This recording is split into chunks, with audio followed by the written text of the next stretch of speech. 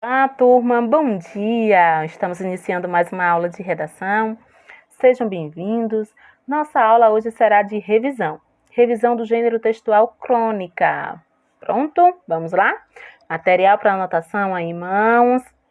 E acompanha atentamente as orientações que a prova vai passar aqui no vídeo.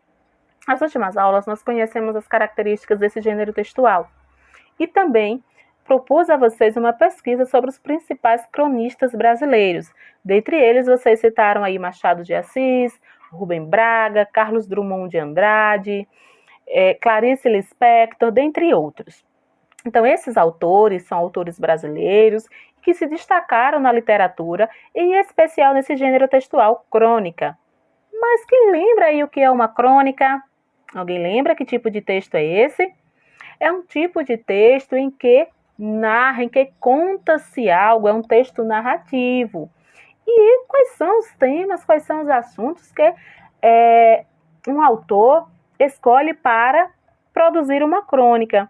Fatos do cotidiano, ou seja, situações do nosso dia a dia.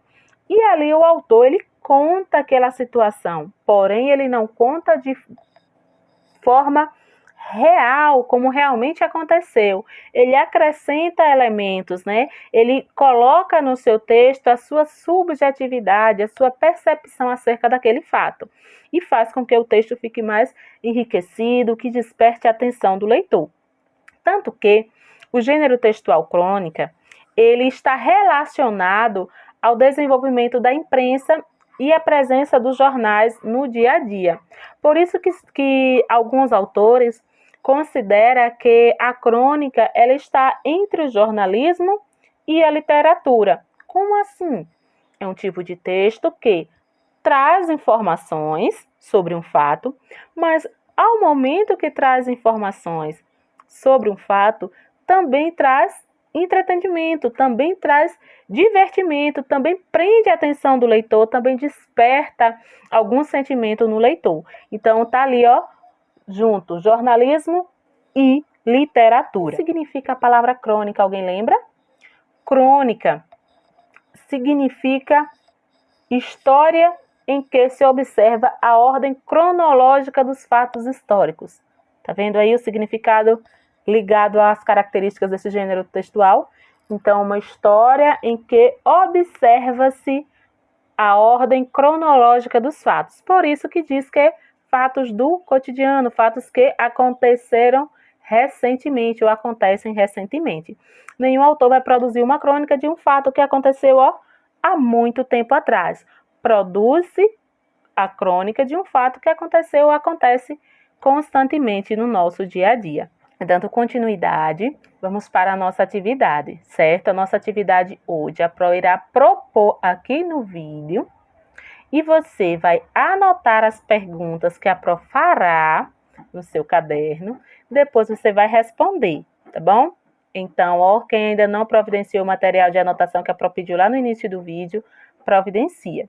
Primeiro, faça o cabeçalho, tá? Completo, e depois coloca a atividade avaliativa, tá bom?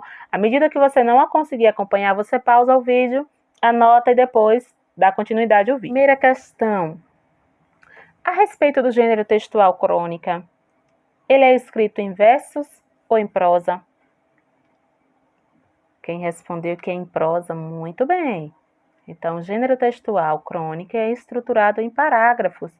E o texto que é estruturado em parágrafos é o que nós chamamos de texto em prosa.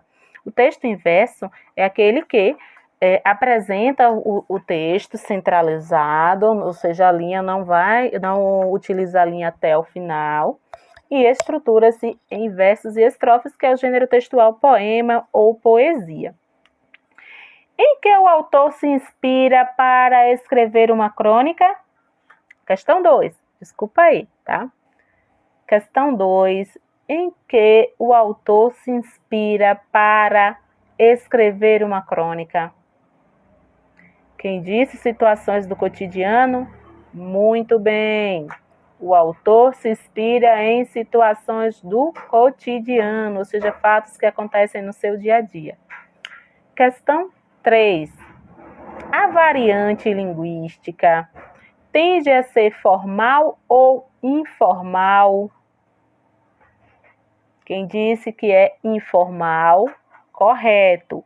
Porém, esse informal não é com gírias, com fora da norma padrão, tá? Predomina a linguagem informal, porque o autor pode colocar sua subjetividade na sua questão 4.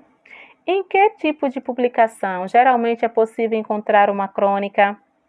Onde nós podemos encontrar?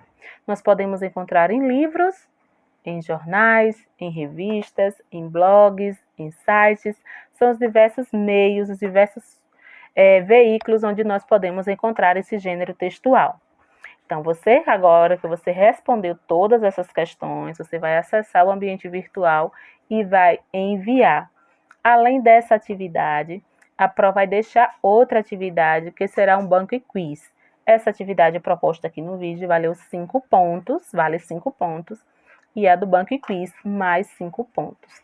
Tá bom, turma? Lembrem-se que a aula de hoje foi revisão, que na próxima aula será avaliação. Não deixem de responder as duas atividades, tá bom? Tchau, tchau e até a próxima aula.